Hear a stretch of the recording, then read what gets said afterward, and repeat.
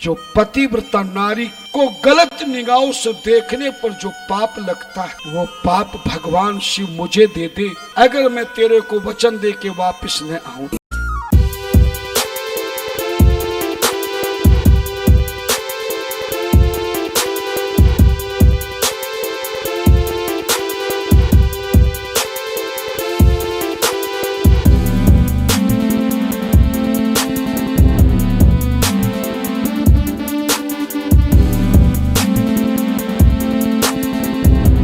रोजाना शिव के मंदिर में पूजा नहीं करने जाते, मगर महाशिवरात्रि के दिन बड़ी भीड़ पूजा की होती। तो हमने कहा कि शिव पुराण में लिखा है, एतत् फलम मम पूजायाम वर्ष में एकम निरंतरम, एक वर्ष निरंतर पूजा करने में जो फल मिलता है, तत्फलम लभते सद्य शिवरात्रो मद अर्चना। केवल शिवरात्रि के दिन जल चढ़ाने मात्र से 12 महीने की पूजा का फल भक्त को मिल जाता है।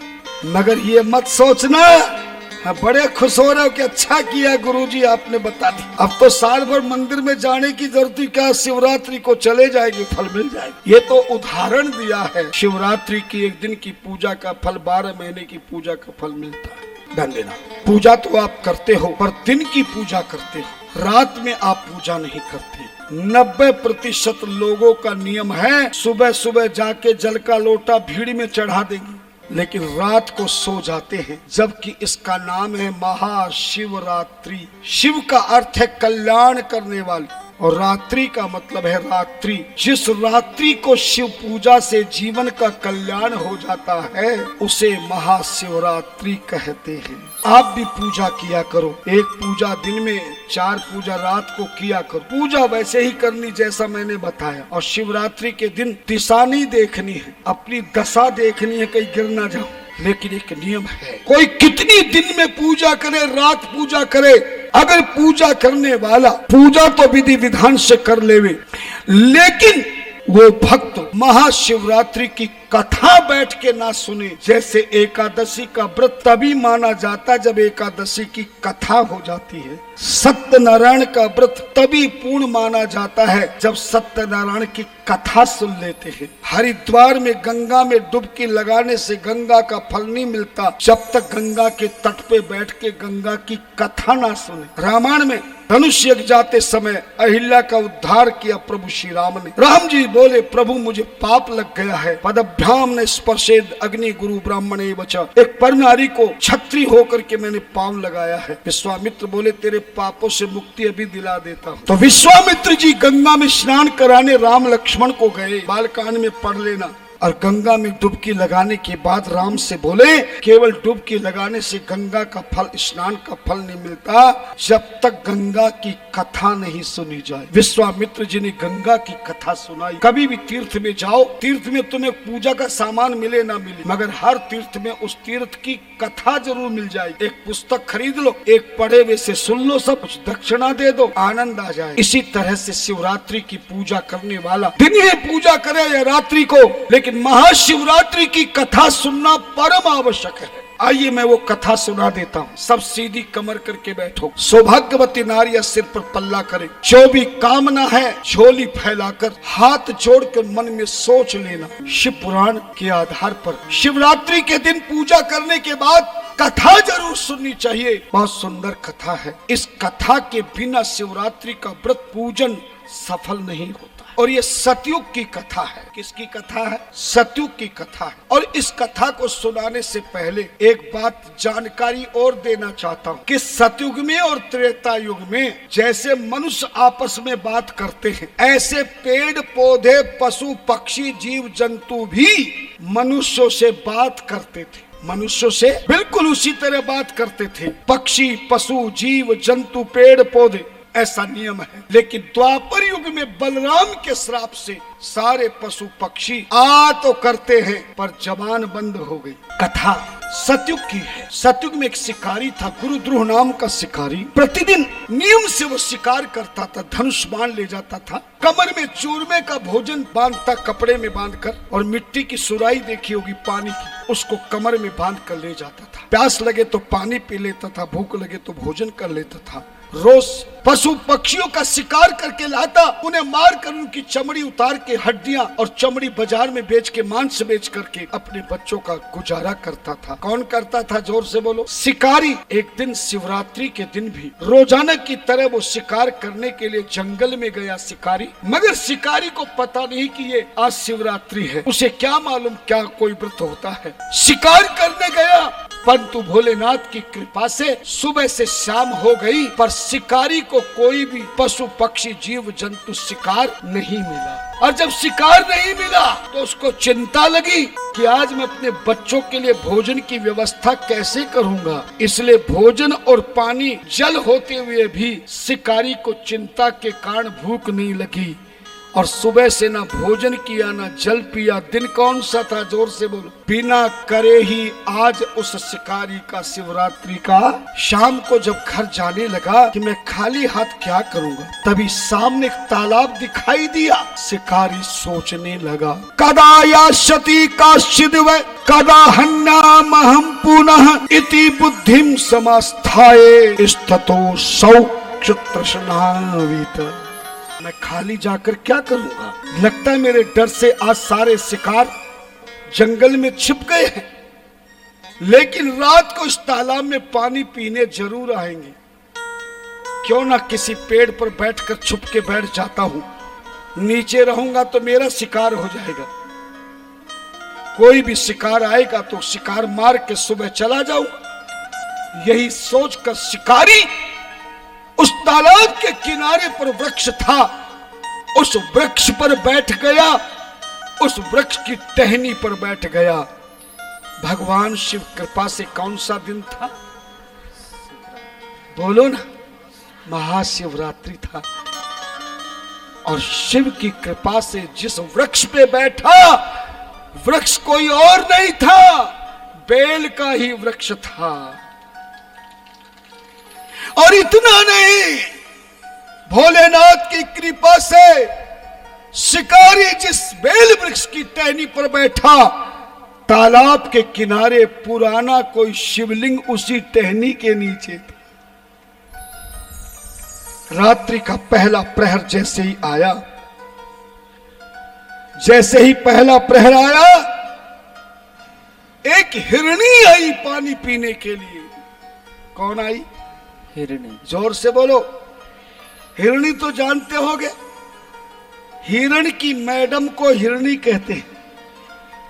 हाँ, कहीं तुम सोचो तुम ही घर वाले की मैडम हो। हिरणी जैसे ही आई, शिकारी को देखा, शिकारी ने हिरणी को देखा, जैसे डाल से हाथ हटाया, शिकारी के अंगुलियों में कुछ बेल के पत्ते फंसे, झट से नीचे डाले। वो सारे बेल पत्ते भोलेनाथ की कृपा से उल्टे जाकर चढ़ गई। पानी की सुराई उल्टी हुई, सीधा करने लगा तो एक धारा अखंड जल की भी चढ़ गई। किस पे? शिवलिंग पर। भोलेनाथ की कृपा से सुबह से शाम कुछ खाया नहीं, व्रत हो गया। पहले प्रहर की पूजा हो गई। शिकारी को देखकर हिरणी ने मनुष्य भाषा में कहा, इसलिए मैंने पहले बता दिया था, नहीं शंका हो जाती हिरणी कैसे बात कर रही है। हिरणी ने मनुष्य भाषा में कहा, शिकारी मेरा शिकार मत कर देना, मैं जानती हूं तू आज रात्रि को पेड़ में क्यों छुपा है। लगता है आज तुझे कोई शिकार नहीं मिला, तुझे अपने बच्चों की चिंता है। शिकारी जैसे तुझे अपने बच्चों की चिंता है, ऐसे मुझे भी अपने बच्चों की चिंता है। मेरे 2 बच्चे हैं, सुबह से मैं जंगल में घास खाने आई हूं, मेरे बच्चे मेरी दूध की इंतजार कर रहे हैं। शिकारी अगर तूने बाण चला दिया और मेरे प्राण चले गए तो मरते मरते मैं भगवान का ध्यान नहीं कर सकूंगी, मेरा ध्यान मेरे बच्चों पर होगा। और शिकारी गीता कहती है, यो यो याम याम तनु भक्ता सद्या सती मिच्छति ताम तामेव। जो मरते समय जिसका ध्यान करके मरता है, दूसरा जन्म उसको परमात्मा उसी का देता है। भागवत में जड़ भरत कथा सुनी होगी, पूरी जिंदगी भर तपस्या करी, मरते समय एक बच्चे, एक हिरण की बच्चे जो छलांग लगा रही थी, शेर की आवाज से गर्भ से बच्चा गिरा, जड़ भरत के सामने गिरा। प्राण जाते समय हिरण का ध्यान आ गया। भागवत प्रमाणिक है, एक जन्म जड़ भरत को मृग का हिरण का लेना पड़ा। शिकारी, तेरा भी काम होगा, मेरा भी, थोड़ा सा समय दे दे, मैं घर जाके बाड़े में अपने बच्चों को दूध पिला दूं, फिर मैं वापस आ जाऊंगी। शिकारी ने कहा, हाथ से निकला हुआ शिकार कभी वापस नहीं आता। शिकारी को बोली, हिरणी बोली, शिकारी, ये कलयुग नहीं है, ये सतयुग है। मैं जा तुझे वचन देती हूं, जल नारायण को साक्षी करके। शिवहीन मुख यश नोप करता क्षमा सन, ऐसंपूज्य शिवम भस्मम रहिता चंद्रमुख चया। हे तेषां पातके में शा अन्ना गच्छेयम पुनर्यदि मैं आगच्छे पुनर्यदि। जो शिव भक्त को बिना भस्म लिए पूजा का फल मिलता है, जो पतिव्रता नारी को गलत निगाहों से देखने पर जो पाप लगता है, वो पाप भगवान शिव मुझे दे दे, अगर मैं तेरे को वचन दे के वापिस न आऊं। जैसे ही वचन दिया, शिकारी ने कहा, चल जा, जल्दी जाना। पहले प्रहर में हिरणी चली गई, दूसरे प्रहर में उसी का पति हिरण आया। उसको देखकर भी शिकारी के हाथों से बेल पत्ते टूटे, शिवलिंग पर चढ़ गए, हाथों से जल चढ़ गया। दूसरे पैर की पूजा हो गई। हिरण ने भी कहा कि मैं भी एक बार बच्चों को आशीर्वाद दे के आ जाऊं, मिल के आ जाऊं, वरना मरते समय बच्चों का ध्यान होगा। उसने भी वचन दिया। शिकारी ने हिरण को भी भेज दिया।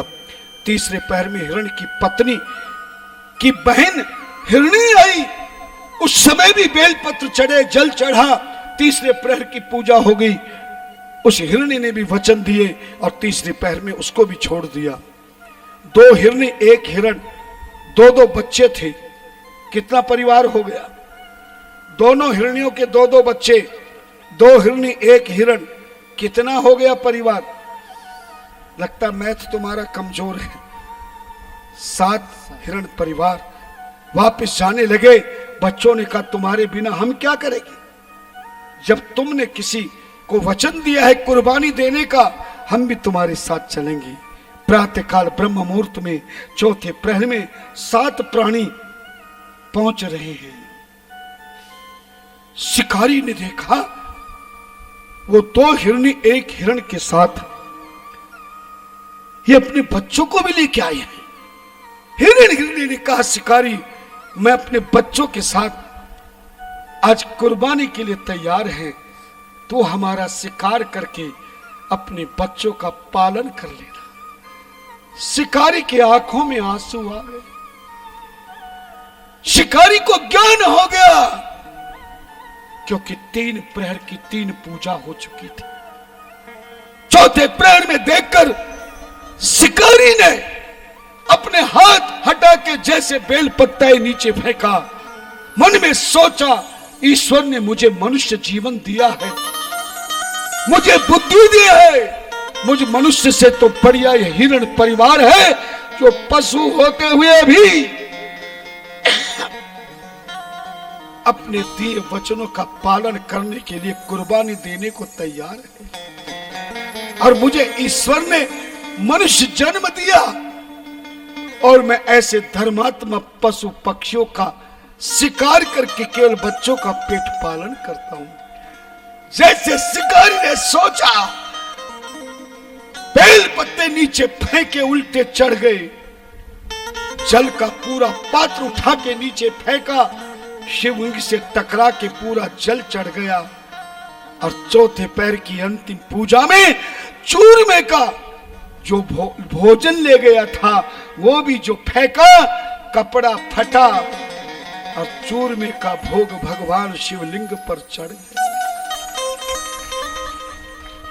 शिकारी ने कहा, मैं इन्हें मारूंगा नहीं, मैं इनके चरण पकड़ के क्षमा मांगूंगा।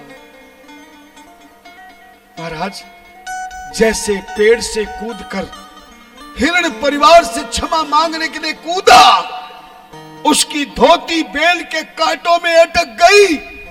शिकारी औंधे मुंह ऐसे गिरा कि उसका सर शिवलिंग को टकरा गया और दोनों हाथ शिवलिंग को छू गए और तभी भोलेनाथ प्रकट हो गए। शिकारी चरणों में गिर गया। हे भोलेनाथ, भगवान शिव का हाथ जैसे शिकारी के सिर पे आया। सच बताओ, परमात्मा का हाथ किसी अज्ञानी के सिर पे लग जाए तो वो ज्ञानी बनेगा कि नहीं बनेगा? भूल से भी पारसमणि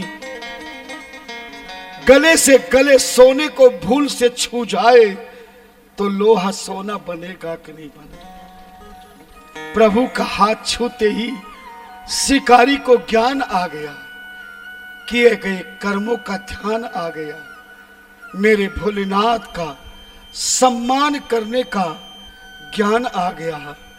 चरणों में गिर गया। शिकारी, मुझ पे दया करो प्रभु।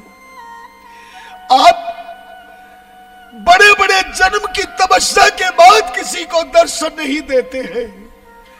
जन्म मोने यतन कराही, अंतरा में कहीं आवत नाई, अंतरा में कहीं आवत नाई। चरणों में गिर गया। प्रभु, मैंने जीवन में इन पशु पक्षियों की हत्या की है।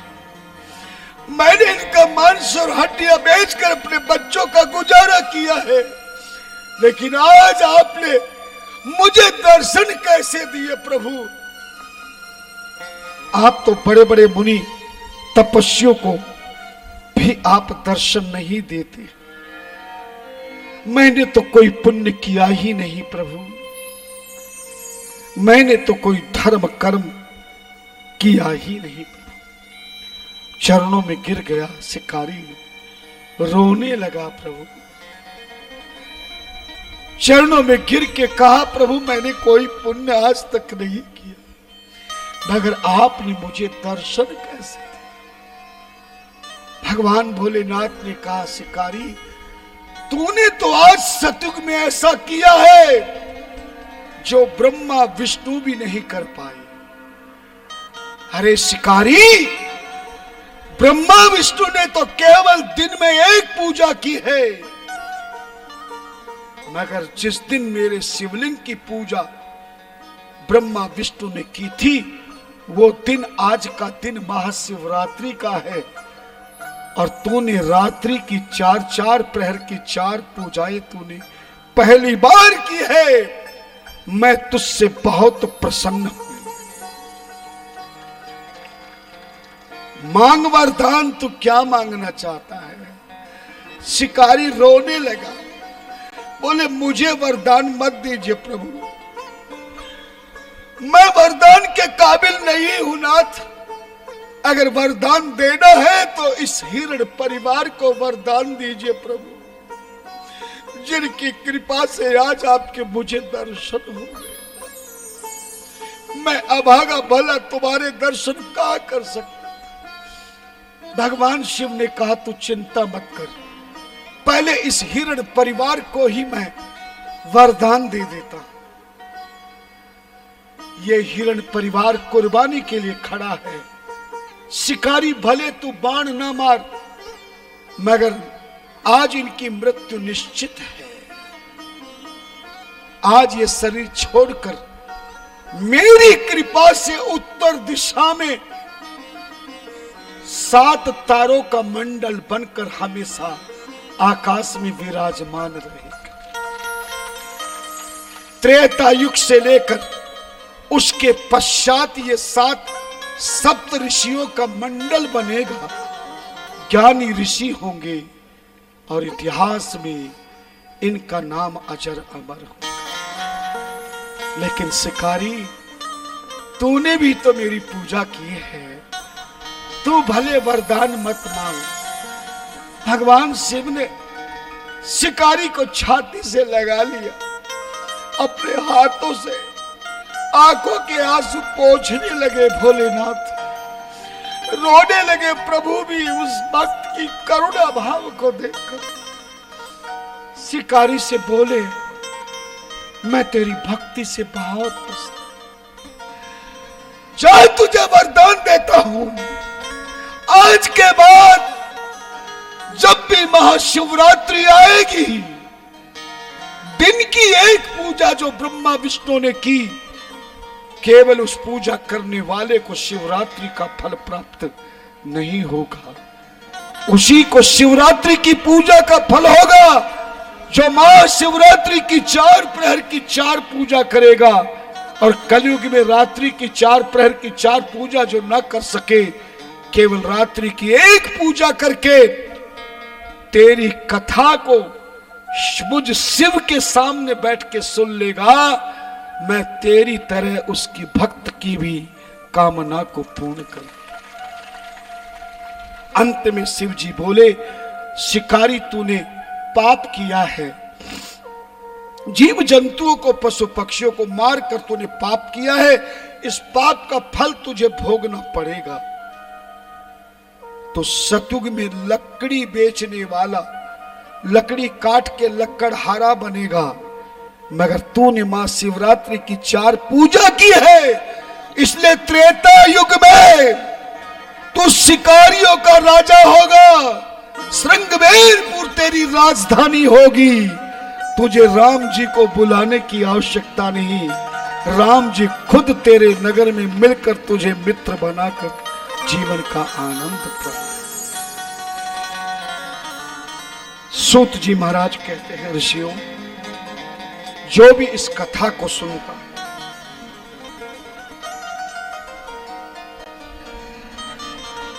ये जिस शिवलिंग से तूने पूजा की है शिकारी, ये व्याघ्रेश्वर नाम का शिवलिंग होगा, जो तेरी कथा को शिवरात्रि में सुनेगा। एक पूजा करने मात्र से 4 पूजा करने का पूर्ण फल प्राप्त हो जाएगा।